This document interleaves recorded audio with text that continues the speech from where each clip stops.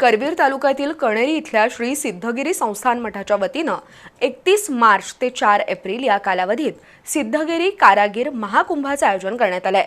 त्याबाबतची माहिती मठाधीश अदृश्य काळसिद्धेश्वर महाराज यांनी पत्रकार परिषदेत दिली।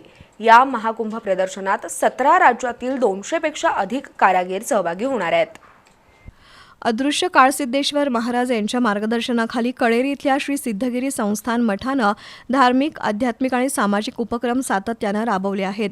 31 मार्च ते 4 एप्रिल या कालावधीत सिद्धगिरी कारागीर महाकुंभाचं आयोजन करण्यात आलंय, अशी माहिती मठाधीश अदृश्य काळसिद्धेश्वर महाराज यांनी दिली।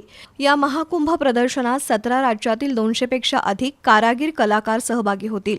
त्यामध्ये टेराकोटा, मातीची ज्वेलरी, लाकूड काम, बांबू काम, लेदर वर्क, विविध राज्यातील एम्ब्रॉयडरी, अँटिक मूर्ती, स्टोनवर्क यासह विविध कलाकृती पाहायला मिळणार आहेत। तसंच प्रदर्शन कालावधीत करमणुकीचे कार्यक्रम सादर होतील।